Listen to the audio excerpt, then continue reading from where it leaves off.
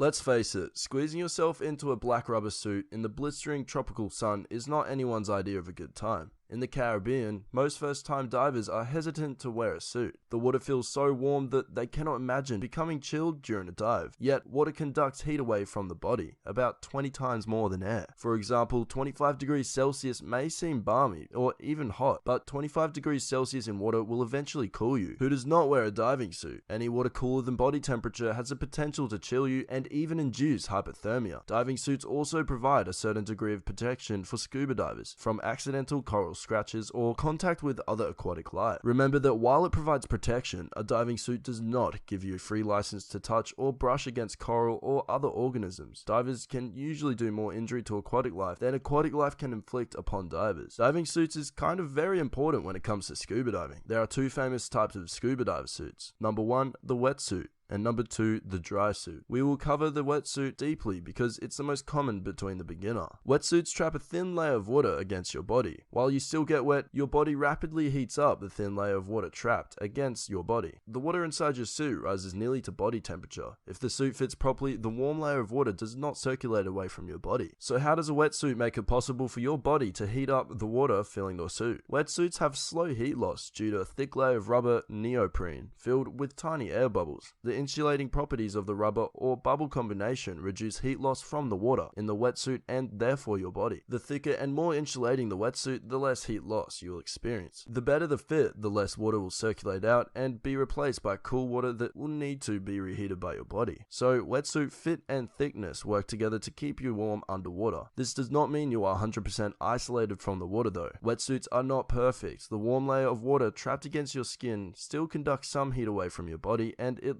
loses some of its warmth through the neoprene wetsuit. But this process, given enough time for you underwater, become not chilled, but this is dependent on the type and characteristics of this wetsuit. In cold temperatures or on a very long dive, a wetsuit may not be sufficient to keep you warm, and a dry suit may be more appropriate choice. There are a few simple facts about wetsuits that will help you select your first wetsuit. Number 1, the tighter the wetsuit, the warmer you'll be. As we said earlier, a wetsuit keeps you warm by trapping water inside the suit. A comfortably tight suit will more effectively trap and hold water against your skin than a loose suit. A wetsuit that does not fit will allow cold water to circulate into the suit, which will cause you to become colder more quickly. Tighter is better, up to a point. A suit that is too tight across the chest will restrict your breathing, which can be uncomfortable and even dangerous. A suit that is too tight on the neck may restrict blood flow to your head, which can be dangerous both underwater and on the surface. A suit that is so tight could stretch the neoprene, and that will not be effective. Number 2, the thicker the suit, the warmer you'll be.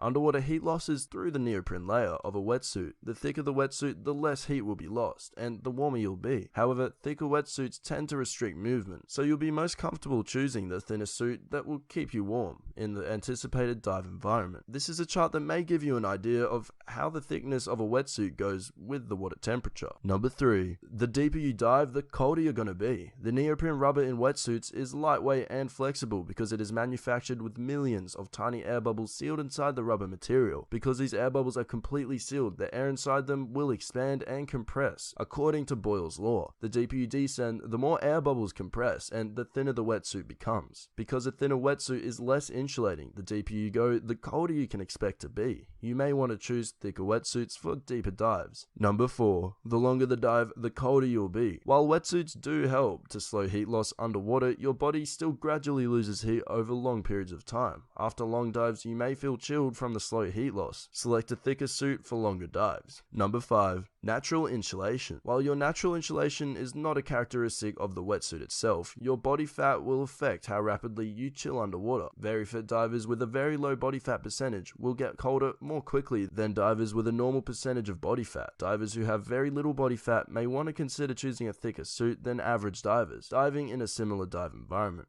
Number 6, short suits versus long suits. Short wetsuits expose your lower legs and arms to the water. Short wetsuits still help to keep you comfortable in warm water because they cover your torso, which prevents a great deal of heat loss. They are not as effective as long suits because more of your skin is exposed to the water, accelerating heat loss. A good wetsuit slows the heat loss underwater to the point that you remain comfortable throughout a dive. You need to consider wetsuits' characteristics such as thickness and fit, as well as the length and depth of the dive, when selecting a wetsuit for a given dive environment. Now moving on to the dry suit. Serious cold water diving is not for everyone. Most divers complete their certification course in a wetsuit and continue to dive in wetsuits even in cooler waters. However, for divers wishing to continue their hobby year-round or expand the range of their dives to cold waters, a dry suit is the only way to go. Dry suits are well worth the price and the minimal time required to learn to use them properly. For anyone who dives frequently in water temperatures below 10 degrees Celsius, using a dry suit will tremendously increase the enjoyment of your dives, lengthen your dive season, and prevent an otherwise negatively cold outlook toward local diving. As we said, water conducts heat away from the body 20 times faster than air. As a result, and with water temperatures that low, you must wear dry suit to prevent discomfort and, in extreme cases, hypothermia. As we said, wetsuits keep you warm by limiting your water circulation through the suit. A dry suit is a waterproof suit that seals a layer of air between you and the water.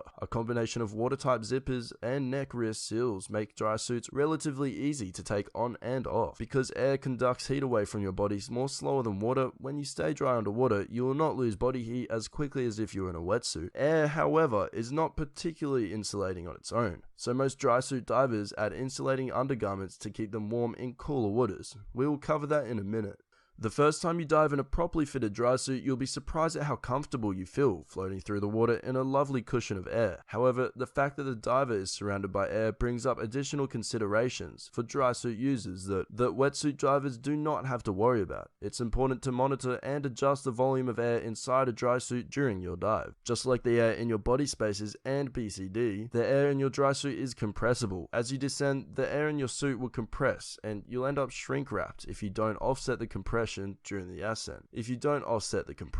During the ascent, a diver must release the expanding air from his suit to avoid an uncontrolled ascent. Dry suits are inflated using a power inflation valve. The disc-shaped valve is normally located on your chest and is connected to the regulator first stage by a low-pressure inflator hose similar to the hose connected to your BCD's power inflator. You simply press down on the valve to add dry air to his dry suit. Dry suits have a second valve for deflation, typically located on the left shoulder. You operate the deflation valve by positioning your body with the valve at the highest point and then pressing down on the valve to open it. Dry suit undergarments insulate you from the colder water.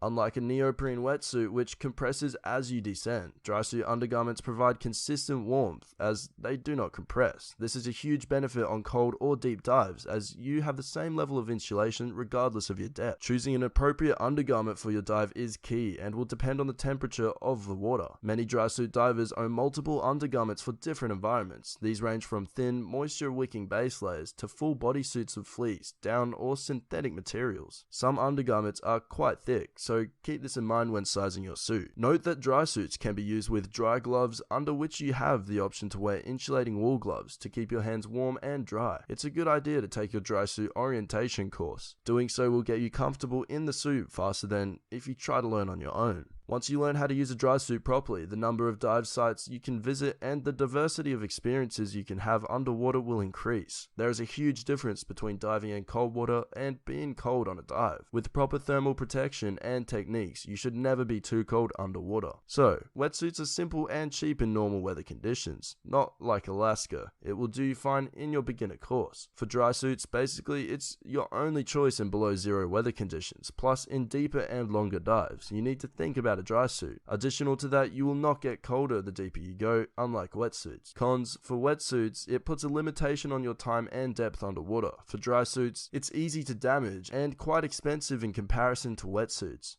Thanks for watching guys, and I'll see you in our next video.